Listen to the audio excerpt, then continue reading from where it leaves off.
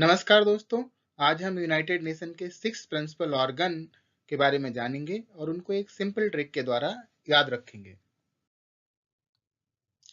United nation के 6 principal organs हैं और ये प्रिंसिपल ऑर्गन्स हैं security council, secretariat, economic and social council, trusteeship council, international court of justice, general assembly. तो इसको हम एक सिंपल ट्रिक से याद कर सकते हैं। ECO is GS trustee of UN. ECO is GS trustee of UN. तो हम देख सकते हैं कि ECO is for the economic and social council and I is for the international court of justice and S is for the secretariat of the UN, G is for the general assembly and S for Security Council and T for the Trusteeship Council. So these are the 6 principal organ of the United Nation. अब इसमें देखते हैं तो United nation एक international organisation है 193 member countries का। इसका purpose है maintain piece, ensure security and friendly relation among the member nation. इसको वर्ल्ड वॉर सेकेंड के बाद इस्टेब्लिश किया गया था और ये 6 ऑर्गन्स के द्वारा फंक्शन करता है। तो पहला ऑर्गन है इसका General Assembly, it is the part of ji.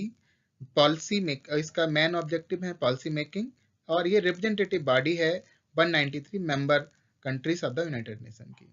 Second है सिक्योरिटी काउंसिल। सिक्योरिटी काउंसिल का मेन ऑब्जेक्टिव है इंटरनेशनल पीस को मेंटेन करना और सिक्योरिटी बनाए रखना।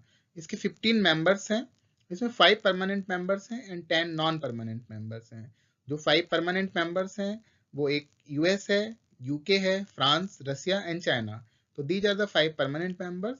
और जो नॉन परमानेंट मेंबर्स हैं उसमें से 5 एशिया या अफ्रीका से चुने जाते हैं, 2 लैटिन अमेरिका से चुने जाते हैं, एक ईस्टर्न यूरोप से और 2 वेस्टर्न यूरोप या अदर रीजन से। और नॉन परमानेंट मेंबर 2 ईयर्स के लिए इलेक्ट होते हैं। थर्ड प्रिंसिपल ऑर्गन है यूएन सेक्रेटेरिएट। इसका काम है पीस कीपिंग ऑपरेशंस को चलाए रखना, सर्वे करना, सोशल ट्रेंड्स को देखना, मीडिएटिंग इंटरनेशनल डिस्प्यूट्स हैं। और ये यूनाइटेड नेशन सेक्रेटरी जनरल के द्वारा हेड किया जाता है, जिसको जनरल असेंबली अपॉइंट करती है on the recommendation of United nation security council. उनका टेन्योर 5 ईयर का होता है, ये रिन्यूएबल टेन्योर है, वो दोबारा भी चुने जा सकते हैं। फोर्थ ऑर्गन है इकोनॉमिक एंड सोशल काउंसिल। इसका काम है policy review, recommendation on social, economic, environment and developmental issues. Fifth है इंटरनेशनल कोर्ट ऑफ जस्टिस। इसका मेन ऑब्जेक्टिव है settle legal disputes accordance with the international law and give advisory opinion on the legal questions. और छठा है trusteeship council. जो international court of justice है यही एक ऑर्गन है यूनाइटेड नेशन का जो न्यूयॉर्क में लोकेटेड नहीं है। बाकी सारे ऑर्गन्स यूनाइटेड नेशंस, बाकी सारे प्रिंसिपल ऑर्गन्स की जो हेडक्वार्टर है या उनकी लोकेशन है वो न्यूयॉर्क में है। और ट्रस्टीशिप काउंसिल जो है, जो छठा ऑर्गन है, ये 1994 से सस्पेंडेड है। तो सिंपली आप एक कर सकते हो कि जीएस इज द इकोनॉमी, इसके थ्रू आप इसके 5 मेन ऑर्गन। अब हम प्रीलिम्स का क्वेश्चन देखते हैं। Which of the following principal organ of UN is not located in New York. हमने देखा कि 6 प्रिंसिपल ऑर्गन्स में से सिर्फ एक ही प्रिंसिपल ऑर्गन है जो न्यूयॉर्क में लोकेटेड नहीं है, वो है इंटरनेशनल कोर्ट ऑफ जस्टिस। तो ये क्वेश्चन कई सारे एग्जाम में पूछा जा सकता है, तो आप इसको याद रखेंगे। सेकेंड क्वेश्चन है which of the following statement is are true. First statement है headquarter of UNSC is in New York. Second, ICJ is the chief judicial organ of United Nations.